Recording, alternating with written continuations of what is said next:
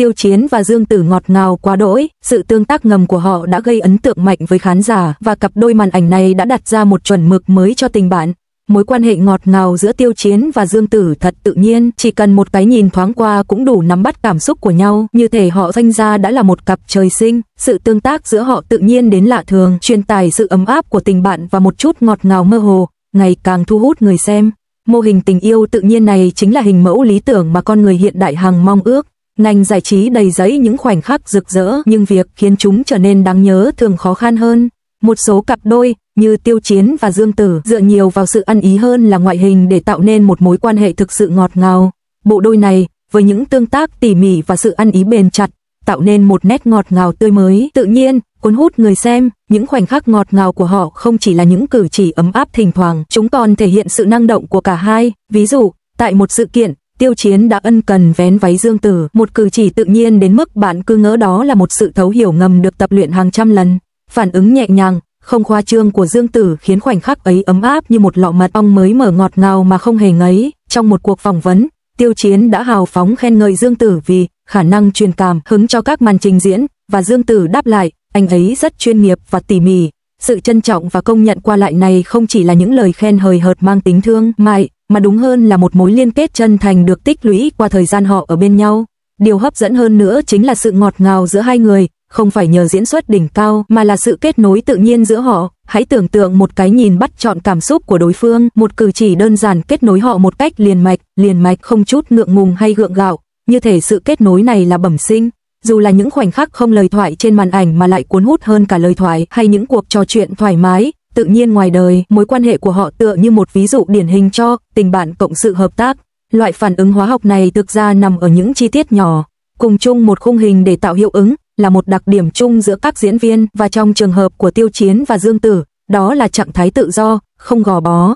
Ví dụ, trong một buổi ghi hình, câu nói dí dỏm của Dương Tử đã khiến khán giả bật cười, trong khi biểu cảm ăn ý của Tiêu Chiến dường như nắm bắt hoàn hảo sự hài hước. Cách tiếp cận tự nhiên, không can thiệp này vô cùng dễ chịu khi xem, và người ta không khỏi trầm trồ trước cách mà sự ngọt ngào dễ dàng đạt được điểm số tuyệt đối. Nếu những tương tác này chưa đủ thì mối liên kết cảm xúc giữa hai người còn đáng kinh ngạc hơn nữa. Từ việc kiểm soát cảm xúc chính xác trong suốt buổi biểu diễn cho đến sự hợp tác ngoài sân khấu, tạo cảm giác như bạn biết tôi đang làm gì và tôi đang bắt chước, thật sự đáng kinh ngạc. Ngày nay, khi một cặp đôi ăn ý đến vậy đóng vai một cặp đôi, ai có thể thực sự tin rằng họ chỉ là bạn tốt chứ? Tuy nhiên, họ đã khéo léo sử dụng khoảng cách vững chắc này đủ gần gũi nhưng không quá thân mật để tạo nên cảm giác thân thiết và một chút mơ hồ ngọt ngào. Có lẽ sự năng động của Tiêu Chiến và Dương Tử đã nắm bắt hoàn hảo lý tưởng của một mối quan hệ thời hiện đại, không cần những lời lẽ quá phô trương hay cố tình phô trương, mà chỉ cần sự quan tâm, ủng hộ và thấu hiểu ngầm liên tục. Khi những chi tiết này tích tụ, giống như trong cuộc sống, bạn luôn cảm thấy đối phương làm rất nhiều việc nhỏ nhặt nhưng lại không thể nhớ rõ điều nào thực sự chạm đến trái tim mình. Sự ngọt ngào của họ thực sự không cần phải phô trương quá mức, nó thấm đẫm trong từng nụ cười và cử chỉ. Cuối cùng, tôi muốn hỏi, nhìn thấy sự kết hợp ăn ý và ngọt ngào tự nhiên của họ, hãy nghĩ đến những người xung quanh chúng ta, hỡi những ai đang ngập đầu trong công việc hàng ngày. Gần đây bạn có tìm thấy tình bạn nào thoải mái và thực sự gần gũi không? Đôi khi, việc xem cặp đôi này trên màn ảnh như một lời nhắc nhở tinh tế cho chúng ta, những người đang xem, những mối quan hệ tự nhiên là thoải mái nhất và một mối quan hệ ăn ý là bền vững nhất. Dù chúng ta có khen ngợi họ, nhưng chẳng phải chúng ta cũng nên tự hỏi liệu mình có thể sống với nguồn năng lượng tràn đầy và sự thoải mái như vậy hay không?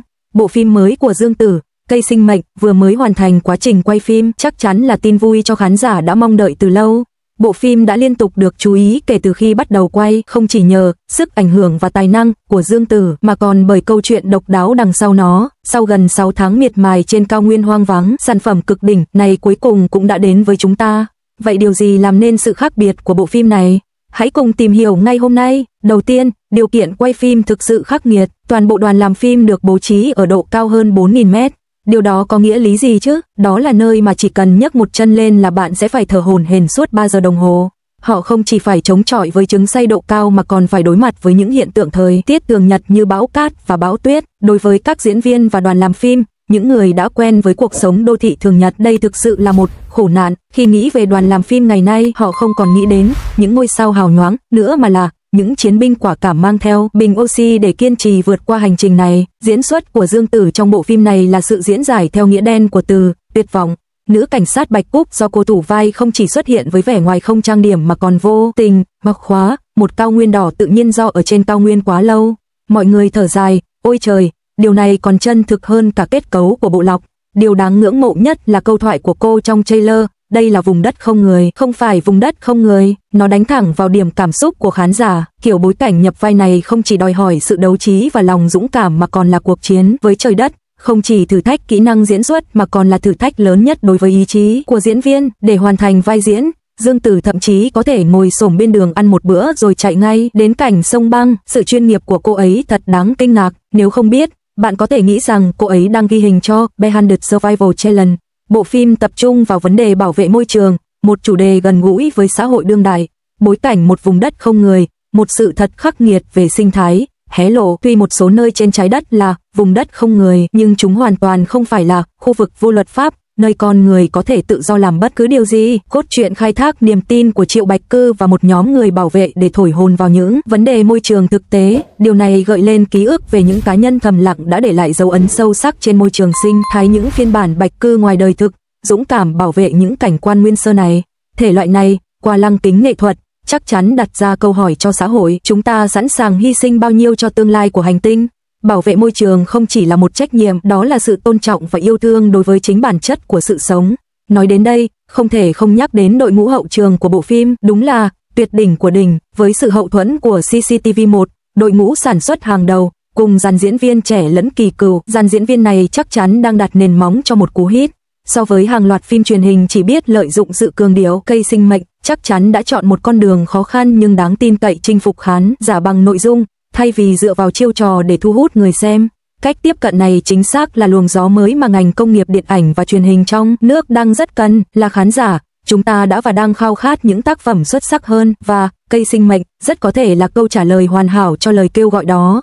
Dương Tử và đoàn làm phim, làm việc trong điều kiện quay phim khắc nghiệt gần 6 tháng, đã mang đến cho chúng ta một bữa tiệc song hành giữa nghệ thuật cộng trách nhiệm xã hội. Trong khi háo hức chờ đợi thêm thông tin chi tiết, chúng ta cũng phải tự vấn liệu chúng ta có thực sự hoàn thành trách nhiệm của mình với mảnh đất này. Có lẽ mỗi khán giả nên noi gương sĩ quan Bạch Cúc gánh vác một sứ mệnh tưởng chừng xa vời nhưng lại vô cùng cấp bách. Khi phần giới thiệu phim The Tree of Life hiện lên, vùng đất hoang vu vẫn còn hoang vắng, nhưng liệu bạn có cảm thấy chút gì đó thanh thản trong lòng? Bảo vệ môi trường không chỉ nên là một điểm nhấn trong cốt truyện, nó là một phần trong cuộc sống của chúng ta. Làm thế nào một chủ đề sâu sắc như vậy lại có thể đồng cảm với tất cả mọi người?